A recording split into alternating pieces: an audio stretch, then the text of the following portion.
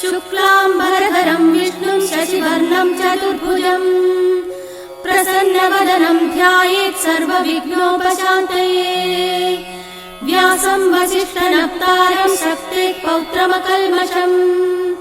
पराशरात्मजं वन्दे शुकतातं तपोनिधिम्। व्यासाय विष्णुरूपाय व्यासरूपाय विष्णवे नमो वै ब्रह्मनिधये वासिष्ठाय नमो नमः। अविकाराय शुद्धाय नित्याय परमात्मने सदैकरूपरूपाय विष्णवे सर्वजिष्णवे। यस्य स्मरणमात्रेण जन्म संसारबन्धनात् विमुच्यते नमस्तस्मै विष्णवे प्रभविष्णवे। ॐ नमो विष्णवे प्रभविष्णवे। श्रीवैशम्पायन उवाच श्रुत्वा धर्मानशेषेण पावनानि च सर्वशः युधिष्ठिरः शान्तनवं पुनरेवाभ्यभाषत। युधिष्ठिर उवाच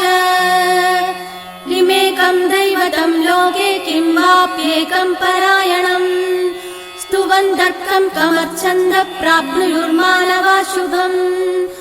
को धर्मः सर्वधर्माणां भवतः परमो मतः किं जबन्मुच्यते जन्तुर्जन्म संसारबन्धनात्। श्रीभीष्म उवाच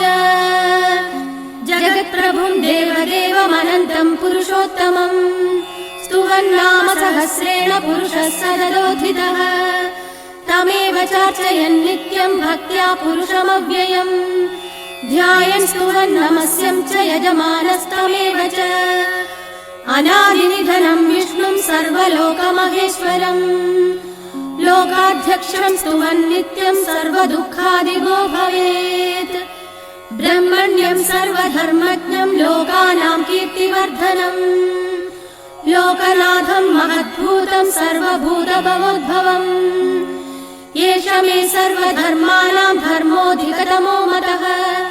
यद्भक्त्या पुण्डरीकाक्षं स्तवैरर्चेन्नरः सदा। परमं यो महत्तेजः परमं यो महत्तपः परमं यो महद्ब्रह्म परमं यः परायणम्। पवित्राणां पवित्रं यो मङ्गलानां च मङ्गलम् दैवतं देवदानां च भूतानां योग्यः पिता। यतः सर्वाणि भूतानि भवन्त्यादियुगागमे यस्मिंश्च प्रलयं यान्ति पुनरेव युगक्षये। तस्य लोकप्रधानस्य जगन्नाथस्य भूपते विष्णोर्नाम सहस्रं मे शृणु पापभयापहम्। यानि नामानि गौणानि विख्यातानि महात्मनः ऋषिभिः परिगीतानि तानि वक्ष्यामि भूतये।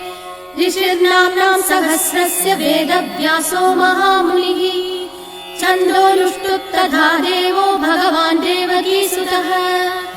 अमृतांशूद्भवो बीजं शक्तिर्देवकी नन्दनः प्रसामा हृदयं तस्य शान्त्यर्थे विनियुज्यते। विष्णुं जिष्णुं महाविष्णुं प्रभविष्णुं महेश्वरम् अनेकरूपदैत्यान्तं नमामि पुरुषोत्तमम्। अस्य श्रीविष्णो दिव्यसहस्रनाम स्तोत्रमहामन्त्रस्य श्रीवेदव्यासो भगवान् ऋषिः अनुष्टुप् छन्दः श्रीमहाविष्णुः परमात्मा श्रीमन्नारायणो देवता। अमृतांशूद्भवो भानुरिति बीजम् देवकी नन्दन सृष्टेति शक्तिः। उद्भवः क्षोभणो देव इति परमो मन्त्रः शङ्खवृन्नन्तकी चक्रीति कीलकम् शार्ङ्गधन्वा गदाधरैद्यस्त्रम् तथाङ्गपाणिरक्षोभ्य इति नेत्रम् त्रिसामा सामगः सामेति कवचम् आनन्दं परब्रह्मेति योनिः रुदुः सुदर्शनकाल इति दिग्बन्धः श्रीविश्वरूप इति ध्यानम्। श्रीमहाविष्णुप्रीत्यर्थे सहस्रनाम जपे विनियोगः। ध्यानम् क्षीरोतन्वत्प्रदे केशे शुचिमणिविलसत्सैकते मौक्तिकानाम् माला क्लृप्ता सरस्तस्फटिकमणिनिभैर्मौक्तिकैर्मण्डिताङ्गः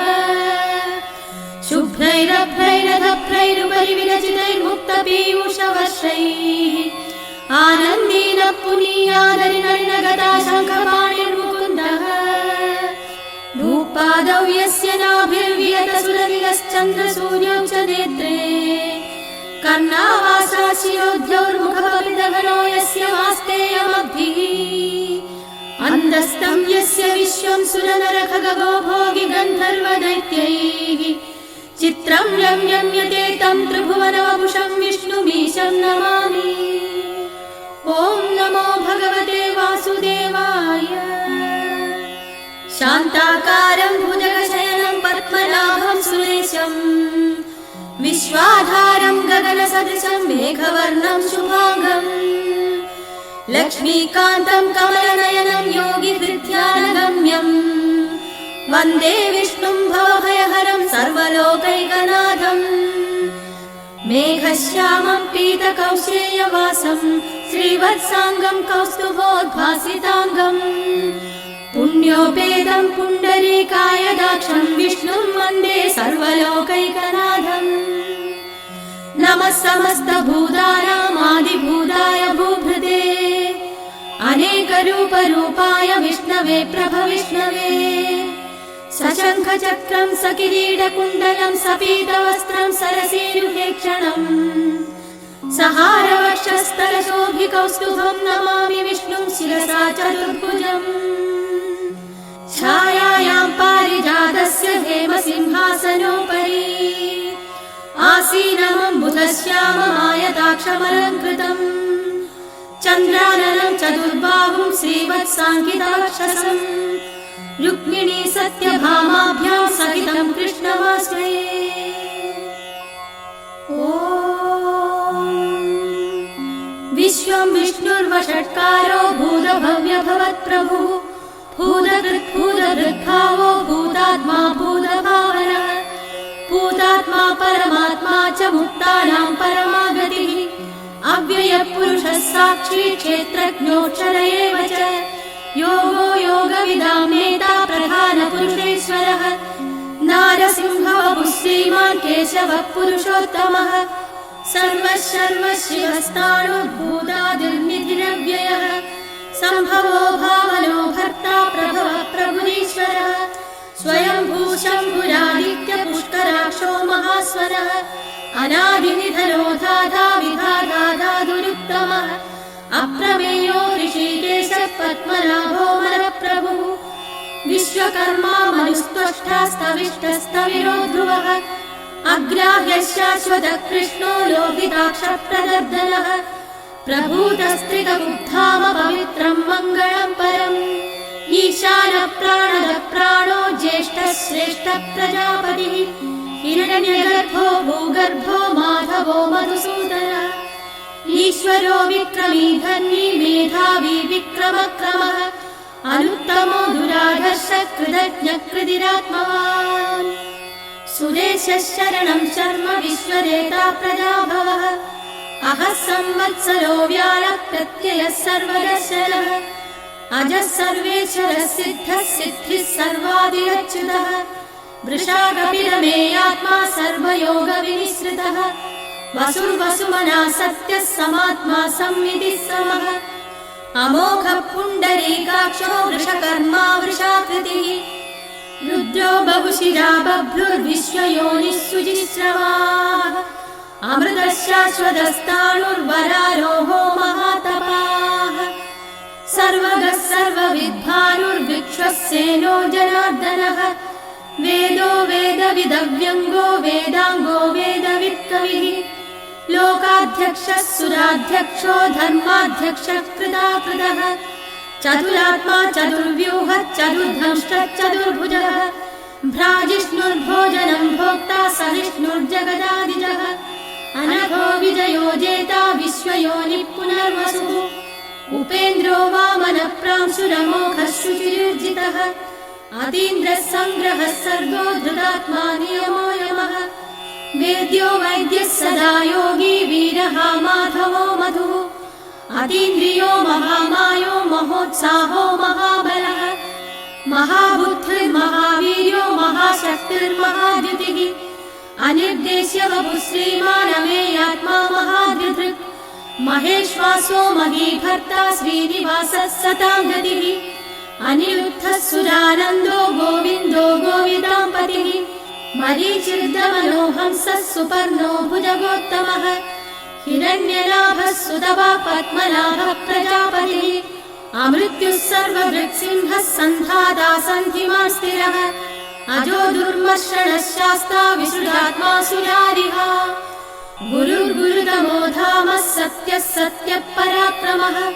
निमिषो निमिषः सद्विवाचस्पतिरुदारधीः अग्रनीर्ग्रामणी श्रीमान् न्यायो नेता समीरणः सहस्रमूर्धा विश्वात्मा सहस्राक्षः सहस्रपाद आवर्तनो निवृत्तात्मा संवृतः सम्प्रवर्धनः अहः संवर्तको वह्निरनिलो धरणीधरः सुप्रसाद प्रसन्नात्मा विश्वधृग्विश्वभुग्युभुः सत्कर्ता सत्कृतः साधुर्जघ्नुर्नारायणो नरः असङ्ख्येयो प्रमेयात्मा विशिष्टः शिष्टकृत् शुचिः सिद्धार्थः सिद्धसङ्कल्पः सिद्धिदः सिद्धिसाधनः वृषाही वृषभो विष्णुर्वृषपर्वा वृषोदरः वर्धनो वर्धमानश्च विविक्तः श्रुतिसागरः सुभुजो दुर्धरो वाग्मी महेन्द्रो वसुदो वसुः नैकरूपो बृहद्रूपः शिबिविष्टप्रकाशनः ओजस्तेजोद्युतिधरः प्रकाशात्मा प्रतापनः ऋद्धस्पष्टाक्षरो मन्त्रश्चन्द्रांशुर्भास्करद्युतिः अमृतांशुद्भवो भानुः शशबिन्दुः सुरेश्वरः औषधं जगतः सेदुः सत्यधर्मपराक्रमः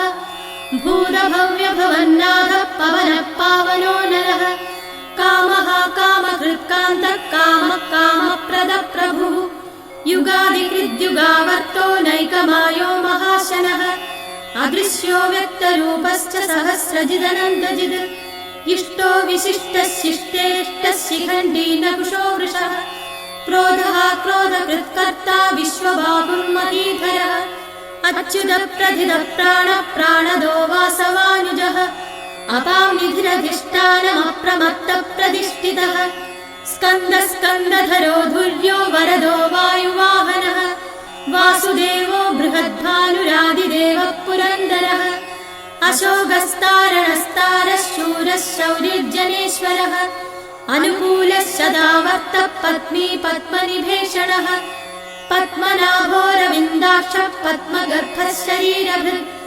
महर्धिर्वृद्धो वृद्धात्मा महाक्षो गरुडध्वजः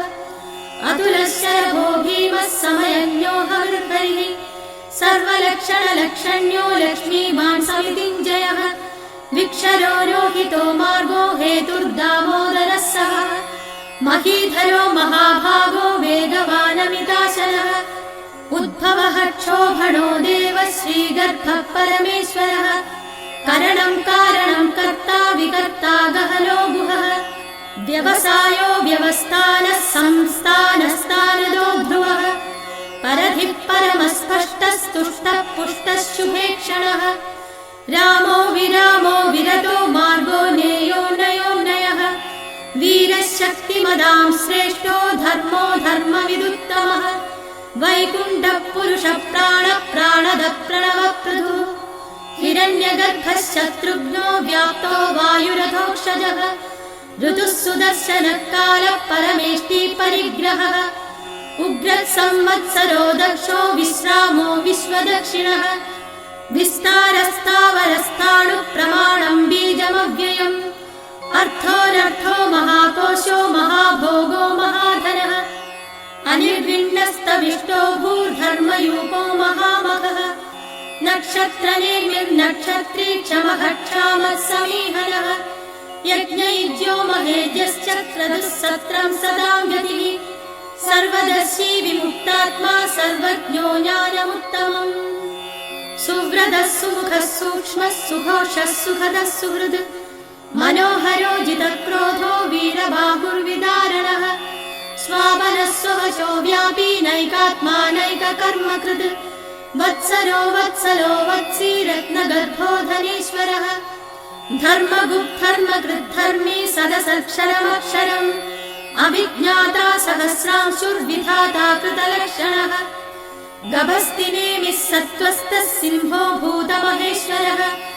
आदिदेवो महादेवो देवेशो देवभृद्गुरुः उत्तरो गोपतिर्गोप्ता ज्ञानगम्यः पुरातनः शरीरभूतभृद्भोक्ता कपीन्द्रो भूरि दक्षिणः सोमभो मृतभः सोमः पुरुजित्पुरुसत्तमः विनयो जयः सत्यसन्धो दाशार्हः सात्वतां पतिः जीवो विनयिता साक्षी मुकुन्दोमितविक्रमः अम्भो निधिरनन्दात्मा महोदतिशयोऽन्तकः अजो महार्हः स्वाभाव्यो जितामित्रप्रमोदनः आनन्दो नन्दनो नन्दः सत्यधर्मा त्रिविक्रमः महर्षिः कपिलाचार्य कृतज्ञो मेदिनीपतिः त्रिपदस्त्रिदशाध्यक्षो महाशृङ्गकृतान्तकृत् महावराहो गोविन्दः सुषेणः कनकाङ्गती गुह्यो गभीरो गहनो गुप्तश्चक्रगदाधरः वेधास्वाङ्गोजितः कृष्णो दृढसङ्घर्षणोच्युतः वरुणो वारुणो वृक्षः पुष्कराक्षो महामनाः भगवान् भगहानन्दी वरमाणी हरायुधः आदित्यो ज्योतिरादित्यः सहिष्णुर्गतिसप्तमः सुधन्वाखण्डपरशुर्दारुणो द्रविणप्रदः दिवस्तृक् सर्वदृग्यासो वाजस्पतिरयो निजः त्रिसामासामगः सामनिर्वाणम् भेषजम् भिषक् सन्न्यासकृच्छमशान्तो निष्ठा शान्तिपरायणम् शुभाङ्गश्चान्दिदः स्रष्टा कुमुदः कुवलेशयः गोहितो गोपतिर्गोप्ता वृषभाक्षो वृषप्रियः अनिवर्ती निवृत्तात्मा संक्षेप्ताक्षेमकृच्छिवः श्रीवत्सवक्षा श्रीवासः श्रीपतिः श्रीमताम्बरः श्रीधः श्रीशः श्रीनिवासः श्रीनिधिः श्रीविभावनः श्रीधर श्रीकर श्रेयः श्रीमान् लोकत्रयाश्रयः स्वक्षस्वङ्गश्चदानन्दो नन्दिर्ज्योतिर्गणेश्वरः विजितात्मा विधेयात्मा सत्कीर्तिच्छिन्न संशयः उदीर्णः सर्वदश्चक्षुरनीशः शाश्वतस्थिरः भूषयो भूषणो भूतिर्विशोगशोगनाशनः अर्चिष्मानर्चितः कुम्भो विशुद्धात्मा विशोधनः अनिरुद्धो प्रतिरथः प्रद्युम्नोमितविक्रमः कालनेमिनिहावीरः शौरिश्शूरजनेश्वरः त्रिलोकात्मा त्रिलोकेशः केशवः केशिहा हरिः कामदेवः कामपालः कामीकान्तः कृतागमः अनिर्देश्य वपुर्विष्णुर्वीरो नन्दो धनञ्जयः ब्रह्मण्यो ब्रह्मकृद्ब्रह्मा ब्रह्म ब्रह्मविवर्धनः ब्रह्मविद्ब्राह्मणो ब्रह्मी ब्रह्मज्ञो ब्राह्मणप्रियः महाक्रमो महाकर्मा महातेजा महोरगः महाक्रतुर्महायज्वा महायज्ञो महाहविः स्तव्यस्तव प्रियस्तोत्रम् स्तुतिस्तोदारणप्रियः पूर्णपूरयिदा पुण्यकीर्तिरनामयः मनोजवस्तीर्थकरो वसुरेता वसुप्रदः वसुप्रदो वासुदेवो वसुर्वसुमनोहविः सद्गतिः सत्कृतिः सत्ता सद्भूतिः सत्परायणः शूरसेनो यदुश्रेष्ठः सन्निवासः सुयामुनः भूता वासो वासुदेवः सर्वासु निलयो नलः दर्पः दर्पदो दृप्तो दुर्धरोधा पराजितः विश्वमूर्तिर्महामूर्तिर्दीप्तमूर्तिरमूर्तिमान् अनेकमूर्तिरव्यक्तः शतमूर्तिः शताननः एकोनैकः समक्कः किं यत्तत्पदमनुत्तमम् लोकबन्धुर्लोकनाथो माधवो भक्तवत्सलः सुवर्णवर्णो हेमाङ्गो वराङ्गश्चन्दनाङ्गती वीरः विषमः शून्यो कृथा शीलचलश्चलः अमानी मानदो मान्यो लोकस्वामी त्रिलोकधृक् सुमेधा मेधजो धन्यः सत्यमेधाधराधरः तेजो वृषो द्युतिधरः सर्वशास्त्रभृताम्बरः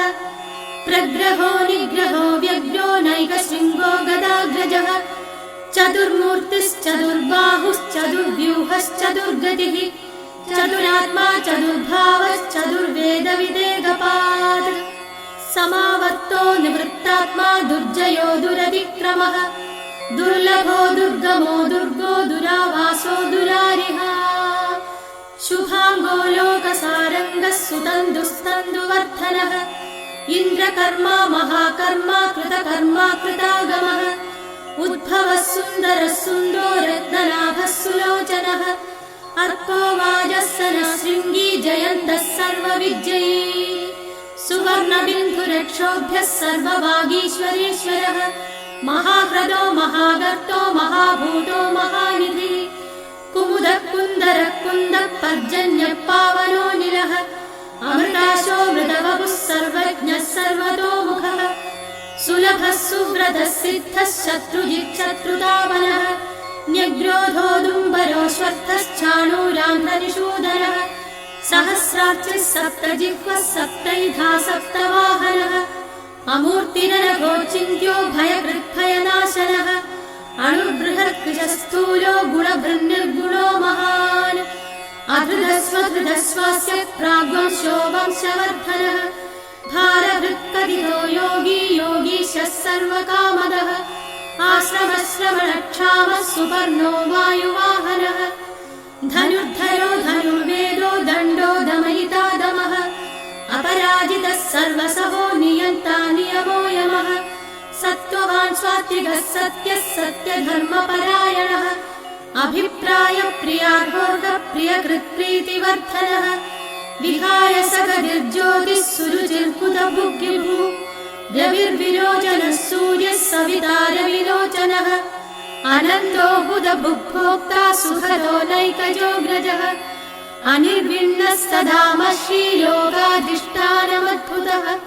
सनातनतमः कविरः कविरव्ययः स्वस्तिदः स्वस्तिकृत् स्वस्ति स्वस्तिभुक् स्वस्ति दक्षिणः अरौद्रकुण्डली चक्री विक्रम्यूर्जितशासनः शब्दादिगः शब्दसः शिशिरः शर्वरीकरः अक्रूरपेसलो दक्षो दक्षिणः क्षमिणाम्बरः विद्वत्तमो वीरभयः पुण्यश्रवणकीर्तनः उत्तारणो दुष्कृतिः पुण्यो दुःस्वप्ननाशनः वीरः रक्षणः सन्तो जीवनः पर्यवस्थितः अनन्तरूपो नन्दश्रीर्जितमन्युर्भयापहः चतुरश्रो गभीरात्मा विदिशो व्यादिशो दिशः अनादिर्भूर्भुवो लक्ष्मी सुवीरो रुचिराङ्गतः जननो जनजन्मादिर्भीमो भीमपराक्रमः आधारनिलयो धाता पुष्पः सप्तजागरः ऊर्ध्वः स्वत्पथाचारः प्राणदः प्रणवः प्रणः प्रमाणं प्राणनिलय प्राणभृत् प्राणजीवनः तत्त्वं तत्त्वविदेकात्मा जन्म मृत्युजरातिगः भूर्भुवः स्वस्तरुस्तारः सविता प्रपितामहः यज्ञो यज्ञपतिर्यज्ञो यज्ञाङ्गो यज्ञवाहनः यज्ञभृत् यज्ञकृत् यज्ञी यज्ञभुक् यज्ञसाधनः यज्ञानकृत् यज्ञगुह्यमन्नमन्नादयेव च आत्मयोनिः स्वयं जातो वैखानः सामगायनः देवकी नन्दनः स्रष्टाक्षिरीशः पापनाशनः शङ्खभृन्नन्दकी चक्री शार्ङ्गधन्वा गदाधरः रथाङ्गपाणिरक्षोभ्यः सर्वप्रहरणायुधः सर्वप्रहरणायुधो ॐ नमः इति वनमाली गती शार्ङ्गी शङ्खी चक्री च नन्दकी श्रीमान्नारायणो विष्णुर्वासुदेवोऽभिरक्षतु वनमाली गती शार्ङ्गी शङ्खी चक्री च नन्दकी श्रीमान्नारायणो विष्णुर्वासुदेवोऽभिरक्षतु वनमाली गती शार्ङ्गी शङ्खी चक्री च नन्दकी श्रीमान्नारायणो विष्णुर्वासुदेवोऽभिरक्षतु इतीदं कीर्तनीयस्य केशवस्य महात्मनः नाम्नां सहस्रं दिव्यानाम् अशेषेण प्रकीर्तितम् य इदं शृणुयान्नित्यं यश्चाभिपरिकीर्तयेत् नाशुभं प्राप्नुयात् किञ्चित् सोमुद्रेह समानवः वेदान्तगो ब्राह्मणस्य क्षत्रियो विजयी भवेत् वैश्योधनः समृद्धस्य शूद्रः सुखमवाप्नुयात् धर्मार्थी प्राप्नुयात् धर्मम् अर्थार्थी शान्तमाप्नुयात् कामानवाप्नुयात् कामी प्रजार्थी शाप्नुयात् प्रजाः भक्तिमान् यः सदोत्थाय शुचिस्तद्गतमानसः सहस्रं वासुदेवस्य नाम्नामेतत् प्रकीर्तयेत् यशः प्राप्नोति विपुलं यादि प्राधान्यमेव च अचलां श्रियमाप्नोति श्रेयः प्राप्नोत्यनुत्तमम् न भयं क्वचिदाप्नोति वीर्यं तेजश्च विन्दति भवद्यरोगो द्युतिमान् बलरूपगुणान्वितः रोगार्थो मुच्यते रोगात् बद्धो मुच्येद बन्धनात् भयान्मुच्येद भीतस्तु मुच्येदापन्न आपदः दुर्गाण्यतितरत्यासु पुरुषः पुरुषोत्तमम् स्तुवन्नाम सहस्रेण नित्यं भक्तिसमन्वितः वासुदेवाश्रयो मर्त्यो वासुदेवपरायणः सर्वपापविशुद्धात्मा यादि ब्रह्मः सनातनम् न वासुदेव भक्तानामशुभं विद्यते क्वचित् जन्म मृत्युजरा व्याधि भयं नैवोपजायते इमं स्तवमधीयानः श्रद्धा भक्तिसमन्वितः युज्येतात्मा सुखशान्ति श्रीहृदि स्मृतिकीर्तिभिः न क्रोधो न च मात्सर्यं न लोभो नाशुभा मतिः भवन्ति कृतपुण्यानां भक्तानां पुरुषोत्तमे दंसचन्द्रार्कनक्षत्रागं दिशो भूर्महोदधिः वासुदेवस्य वीर्येण विवृधानि महात्मनः ससुरासुरगन्धर्वं स यक्षोरगराक्षसम् जगद्वशे वर्तते तं कृष्णस्य सचराचरम् इन्द्रियाणि मनोबुद्धिः सत्त्वं तेजो बलं धृतिः वासुदेवात्मकान्याहुः क्षेत्रं क्षेत्रज्ञ एव च सर्वागमानामाचारप्रथमं परिकल्पते आचारप्रभवो धर्मो धर्मस्य प्रभुरच्युतः ऋषयः पितरो देवा महाभूतानि धातवः जङ्गमाजङ्गमं चेदं जगन्नारायणोद्भवम् योगो ज्ञानं तथा साङ्ख्यं विद्या शिल्पादिकर्म च वेदाशास्त्राणि विज्ञानम् एतत् सर्वं जनार्दनात् एको विष्णुर्महद्भूतं बृहद्भूतान्यनेकशः त्रीन् व्याप्य भूतात्मा पुंते विश्वभुरव्ययः इमं स्तवं भगवतो विष्णोर्व्यासेन कीर्तितम् पठेत्य इच्छेत् पुरुषः श्रेयः प्राप्तुं सुखानि च विश्वेश्वरमजं देवं जगतः प्रभुमव्ययम् भजन्ति ये पुष्कराक्षं न ते यान्ति पराभवम् न ते यान्ति पराभवम् ॐ नमः इति अर्जुन उवाच पद्मपत्रविशालाक्ष पद्मनाभसुरोत्तम भक्तानामनुरक्तानां त्राता भव जनार्दन श्रीभगवानुवाच यो मां नाम सहस्रेण स्तोतुमिच्छति पाण्डव सोऽहमेकेन श्लोकेन स्तुत एव न संशयः स्तुत एव न संशय ॐ नमः इति व्यास उवाच वासनात् वासुदेवस्य वासितं ते भुवनत्रयम् सर्वभूतनिवासोऽसि वासुदेव नमोऽस्तु ते वासुदेव नमोऽस्तु ते ॐ नमः इति पार्वती उवाच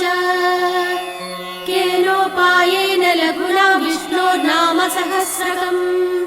पठ्यते पण्डितैर्नित्यं श्रोतुमिच्छाम्यहं प्रभो ईश्वर उवाच श्रीराम राम रामेति रमे रामे मनोरमे सहस्रनाम तत्तुल्यं राम नाम वरानने श्रीराम राम रामेति रमे रामे मनोरमे सहस्रनाम तत्तुल्यं राम नाम वरानने श्रीराम राम रामेति रमे रामे मनोरमे सहस्रनाम तत्तुल्यं राम नाम वरानने राम नाम वरानन ॐ नमः इति ब्रह्मोवाच नमोऽस्त्वनन्ताय सहस्रमूर्तये सहस्रपादाक्षि शिरोरुबाहवे सहस्रनाम्ने पुरुषाय शाश्वते सहस्रकोटियुगधारिणे नमः। सहस्रकोटियुगधारिणे ॐ नमः इति। सञ्जय उवाच यत्र योगेश्वरः कृष्णो यत्र पार्थो धनुर्धरः तत्र श्रीविजयो भूतिर्ध्रुवा नीतिर्मतिर्मम। श्रीभगवानुवाच अनन्याः चिन्तयन्तो मां ये जनाः पर्युपासते तेषां नित्याभियुक्तानां योगक्षेमं वहाम्यहम्। परित्राणाय साधूनां विनाशाय च दुष्कृतां धर्म संस्थापनार्थाय सम्भवामि युगे युगे। आत्मा विषण्णा शिथिला च पीता घोरेषु च व्याधिषु वर्तमाना संकीर्त्य नारायण शब्दमात्रं विमुक्तदुःखा सुखिनो भवन्तु। कायेन वाचा मनसेन्द्रियैर्वा बुद्ध्यात्मना वा प्रकृते स्वभावात् करोमि यद्यत् सकलं परस्मै